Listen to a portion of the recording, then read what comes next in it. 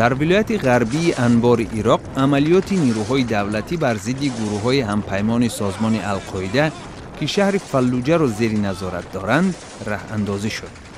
گروه‌های سلاح به دست در ابتدای سال روان بعضی شهرهای ولایت انبار را اشغال نمودند، ولی تا حال ارتش عراق موفق نشده است که به فلوجه وارد شود. در مسکو کمش 4 نفر و از جمله یک زن دیپلمات آمریکایی بر اثر ترکیش گاز طبیعی در منزل زیستشان جراحت برداشتند. ترکیش به بنا خسارات زیاد رسانده است.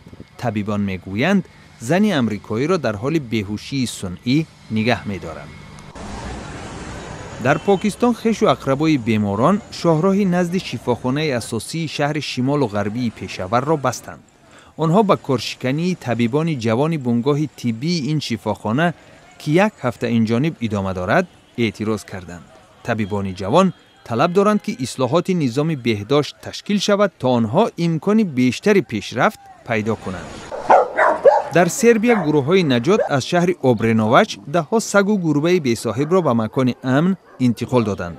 اوبرنووچ که در کنار پایتخت سربیا شهر بلگراد قرار دارد، از آبخیزی‌های اخیر منطقه زیان بزرگ دیده است. از میان 27 قربانی سیل و آبخیزی‌های اخیر سربیا، 14 نفرشان ساکن اوبرنووچ بودند.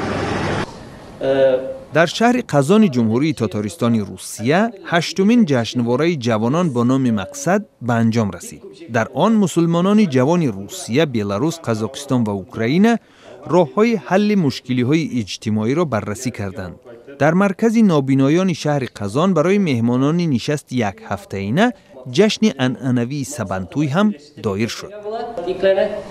در قزاقستان فعالان و دانشمندان یک انجمن باز بخشیده به همایش اقتصادی کشورهای سابق شوروی برپا نمودند. با اشاره به تجاوز روسیه به خاک اوکراین، شرکت کنندگان نشست از همایش جماهیر سابق شوروی ابراز نگرانی کردند. پیش بینی می شود که 29 می قزاقستان، روسیه و بلاروس به سازش تشکیل اتحاد اقتصادی اوراسیایی که بر اساس اتحاد گمرکی موجوده تشکیل می شود امضا خواهند گذاشت.